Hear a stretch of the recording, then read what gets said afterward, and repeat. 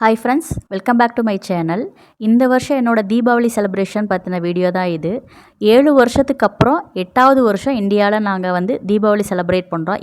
நான் மஸ்கட் போனதுக்கப்புறம் லாஸ்ட்டு 7 இயர்ஸாக Deepavali as usual normal day மாதிரி தான் போகும்.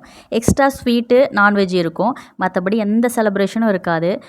இந்தியாவில் போய் எப்படியாவது தீபாவளி செலிப்ரேட் பண்ணணும்னு 7 வருஷமாக வெயிட் பண்ணிக்கிட்டே இருந்தேன். எப்படா ஊருக்கு போவோம், ஏதாவது ஒரு தீபாவளியாவது இந்தியாவில் போய் செலிப்ரேட் பண்ணணும் அப்படின்னு 7 வருஷமாக ரொம்ப ஆசைப்பட்டேன்.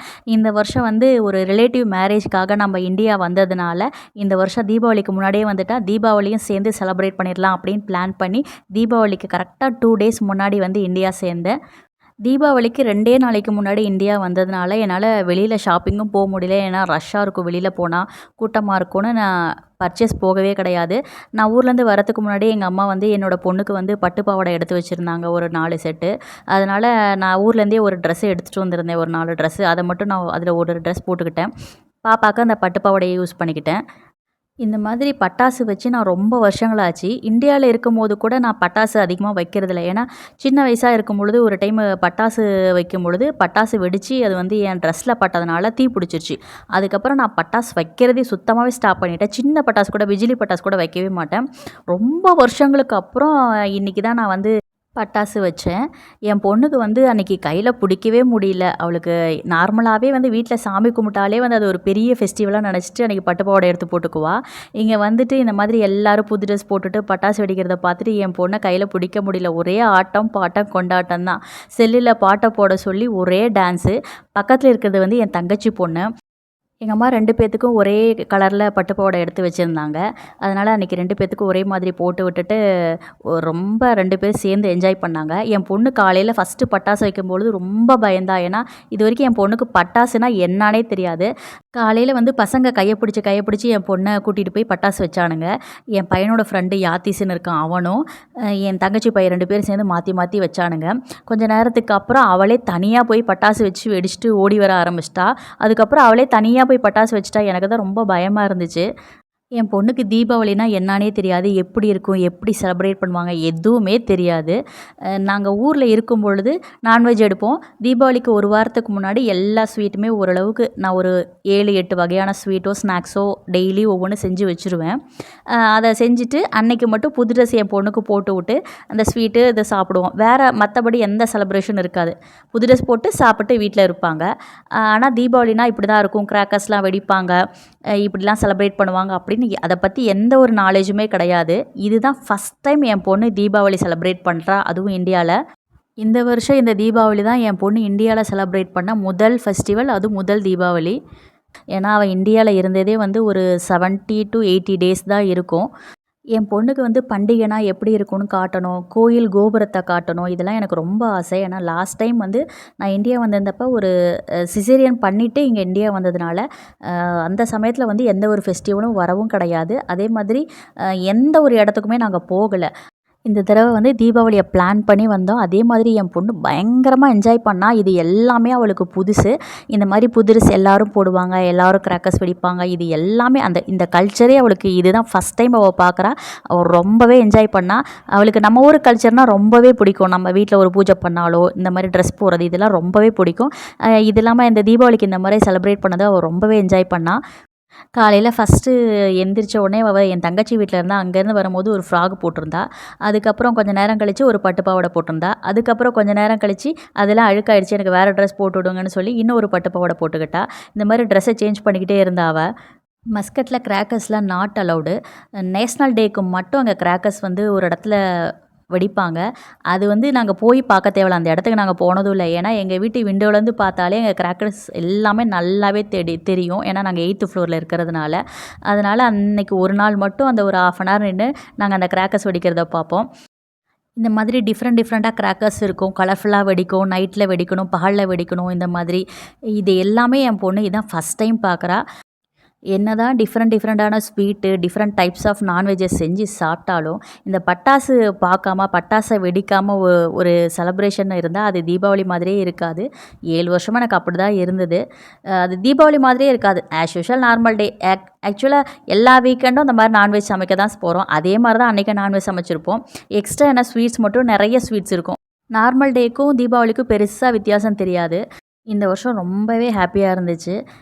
ஏன்னா ரொம்ப வருஷம் கழிச்சு தீபாவளி செலிப்ரேட் பண்ணுறதுனால, அந்த எல்லாரும் தெருவுல புது ட்ரெஸ் போட்டுட்டு நின்னுட்டு பட்டாசு வெடிக்கிறது, நைட்ல எல்லாரும் சேர்ந்து அவங்கவங்க வீட்டுக்கு முன்னாடி இந்த பட்டாசு வெடிக்கும்பொழுது டிஃப்ரெண்ட்டாக அந்த எல்லாம் வெடிக்கிறது, அதெல்லாம் பார்த்த உடனே வந்து எதுவுமே இல்லைனா கூட இது ஒரு பெரிய சந்தோஷமா இருந்துச்சு.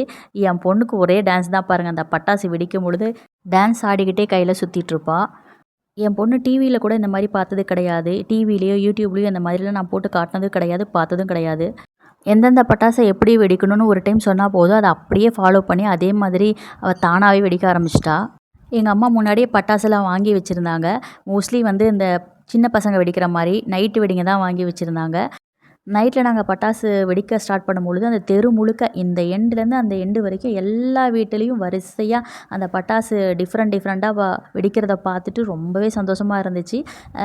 அதாவது எல்லாரும் சேர்ந்து இந்த மாதிரி செலிப்ரேட் பண்ணுறது ரொம்பவே ஒரு சந்தோஷமான விஷயம். நம்ம இது ஒரு பெரிய விஷயமா அப்படின்னு நீங்கள் நினைப்பீங்க. ஆனால் நம்ம வெளியில் அந்த மாதிரி பட்டாசுனா என்னானே தெரியாமல் எதுவுமே செலிப்ரேட் பண்ணாமல் வீட்டுக்குள்ளேயே இருந்துட்டு ஒரு தீபாவளியை செலிப்ரேட் பண்ணிவிட்டு வெளியில் நம்ம ஆல்ரெடி இந்த மாதிரி நல்லா செலிப்ரேட் பண்ணியிருப்போம். நம்ம வேறு ஒரு கண்ட்ரிக்கு போயிட்டு வீட்டுக்குள்ளேயே இருந்துட்டு வெறும் புது ட்ரெஸ் மட்டும் போட்டு சாப்பிட்டு இந்த மாதிரி செலிப்ரேட் பண்ணும்போது அது எவ்வளோ ஒரு ஃபீலிங்காக இருக்கும்னு எனக்கு தான் தெரியும். நான் அந்த மாதிரி ரொம்பவே ஃபீல் பண்ணியிருக்கேன். அந்த மாதிரி இருந்துட்டு இந்த மாதிரி ரொம்ப வருஷத்துக்கு அப்புறம் வந்து செலிப்ரேட் பண்ணும்பொழுது மனசு ரொம்பவே ஒரு ஃபுல்ஃபில் ஆன மாதிரி இருந்துச்சு எனக்கு. நாங்கள் கரெக்டாக அந்த நைட்டு வெடிக்கிற சமயத்தில் தான் எங்கள் முன்னாடி வீடு, அதுக்கு பக்கத்து வீடு எல்லாருமே வரிசையாக வெடிச்சிட்டு இருந்தாங்க. அது வரிசையாக வெடிக்கும்பொழுது அதை பார்க்குறதுக்கு ஒரு சந்தோஷமா இருந்துச்சு.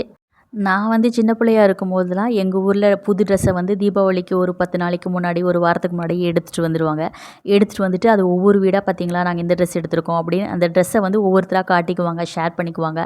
அதே மாதிரி தீபாவளிக்கு நிறைய ஸ்வீட்ஸ் எல்லாம் நிறைய செஞ்சு ஷேர் பண்ணிக்குவாங்க. இப்போலாம் கொஞ்சம் எல்லாமே மாறி போயிருக்கு. இந்த மாதிரி ட்ரெஸ் எடுத்தால் யாரும் காட்டிக்கிறதில்ல, அவங்கவுங்க வீட்டுக்குள்ளே வச்சுக்கிறாங்க. ஸ்வீட் ஷேரிங்லாம் கம்மியாக தான் இருக்குது. என்னதான் இருந்தாலும் அந்த சொர்க்கமே என்றாலும் நம்ம ஊரை போல வருமா அந்த கணக்கு தான். என்னதான் இருந்தாலும் தீபாவளினா நம்ம ஊரில் வந்து கொண்டாடினா தான் அது தீபாவளி. என்னதான் நம்ம டிவிலேயோ யூடியூப்லேயோ இந்த மாதிரி கிராக்கர்ஸ் வெடிக்கிறத பார்த்தாலும் நம்ம நேரில் அந்த இடத்துல இருந்து பார்க்குறது அது ஒரு தனி சந்தோஷம்தான். என் பையன் தான் ரொம்ப மிஸ் பண்ணான். ஏன்னா அவன் இந்தியா வரல. நானும் என் பொண்ணும் மட்டும்தான் வந்திருக்கோம். முரளியும் என் பையனும் வந்து அங்கேயே தான் இருக்காங்க. அவங்க இதுக்கப்புறமா தான் வரப்போகிறாங்க. என் பையன் தான் ஃபோன் பண்ணி, "பாப்பா என்ஜாய் பண்ணுச்சாம்மா? பாப்பா என்ன பண்ணுச்சு?" அப்படின்னு சொல்லி கேட்டுகிட்டே இருந்தான். அவனுக்கும் அங்கே ஸ்வீட்டெல்லாம் நிறைய வாங்கி கொடுத்துருக்காங்க. ஸ்வீட் நிறையா வாங்கி கொடுத்து சிக்கன் எடுத்து பிரியாணி செஞ்சு சிக்கன்லாம் கிரேவிலாம் பண்ணியிருக்காங்க. இருந்தாலும் அது எப்பயும் போல தான் அவனுக்கு இருக்கும். அவன் ஃபோன் பண்ணி வீடியோ அனுப்புங்கம்மா, என்ஜாய் பண்ணத வீடியோ அனுப்புங்க, எடுத்த வீடியோ அனுப்புங்க கேட்டுகிட்டே இருந்தான். நார்மலாக அவன் மஸ்கட்டில் இருக்கும்பொழுது தீபாவளிக்கு புது ட்ரெஸ்ஸே போட மாட்டான். குளிச்சுட்டு நார்மல் ட்ரெஸ்ஸே போட்டுக்குவான். புது ட்ரெஸ் போட்டு வாடா ஃபோட்டோ எடுக்கணும்னு சொல்லி கம்பல் பண்ணா மட்டும்தான் புது ட்ரெஸ் போடுவான். இல்லைனா ஆஸ் யூஷுவல் குளிச்சுட்டு எப்பயும் போலயே தான் இருப்பான். இந்த வருஷமும் அதே மாதிரி தான் இருந்திருக்கான். போய் புது ட்ரெஸ் போடுன்னு சொன்னேன். இல்லைம்மா நான் என்னம்மா பண்ணுறேன், வீட்டில் தான் சும்மா இருக்கேன்னு சொல்லிட்டு புது ட்ரெஸ் கூட போடல. அவன் ஆஸ் யூஷுவல் எப்பயும் போல தான் இருந்தான். என்ன ஸ்வீட்டு அதே மாதிரி கறியை மட்டும் சாப்பிட்டு உட்காந்துட்டு இருந்திருக்கான். என் பொண்ணு நைட்டு இந்த மாதிரி ஒரு 9 மணி வரைக்கும் பட்டாசு இந்த மாதிரி வெடிச்சுக்கிட்டே இருந்தா. அதுக்கப்புறம் ரொம்ப டயர்ட் ஆயிட்டா. எனக்கு பசிக்குது அப்படின்னு சொல்ல ஆரம்பிச்சிட்டா. நடுவில் டான்ஸ் ஆடுறது என் தங்கச்சி பையன். இப்போ வர்றது பார்த்தீங்கன்னா யாத்தீஸ், என் பையனோட பெஸ்ட்டு ஃப்ரெண்டு. இந்த ஊரில் இருக்க ஒரே ஃப்ரெண்டு என் பையனுக்கு அவன் மட்டும்தான்.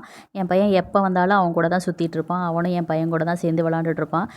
என் பொண்ணு பொறந்ததுக்கப்புறம் என் பொண்ணும் அவங்க கூட நல்லா சேர்ந்து விளாட ஆரம்பிச்சிட்டா. எப்பவும் யாத்தீஸ்ன்னு அவங்க கூடயே சேர்ந்து விளாட ஆரம்பிச்சிட்டா இப்போது. என் பொண்ணு தீபாவளிக்கு பட்டு பாவாடைலாம் யூஸ் பண்ணிவிட்டு, தீபாவளி முடிஞ்சு எங்கள் அண்ணன் பையன் மேரேஜும் முடிஞ்சிருச்சு. அந்த மேரேஜ்லேயும் ஒரு 2 டைமோ 3 டைமோ தெரில யூஸ் பண்ணா பட்டு பாவாடை. அந்த ஃபங்க்ஷனும் நல்லா முடிஞ்சிருச்சு. தொடர்ந்து இந்த மாதிரி ஃபங்க்ஷனில் என் பொண்ணு பட்டு பாவாடைலாம் யூஸ் பண்ணிவிட்டு, இப்போ எல்லா ஃபங்க்ஷனும் முடிஞ்சதுக்கப்புறம் கேட்குறா, "அம்மா நாளைக்கு பட்டு பாவாடை போட்டுட்டு எங்கேயாவது போவோமா?" அந்த மாதிரி கேட்க ஆரம்பிச்சிட்டா. என்ன ஒரு வருத்தம்னா, என் பையன் தான் இந்த வருஷம் என் கூட தீபாவளி செலிப்ரேட் பண்ண இல்ல.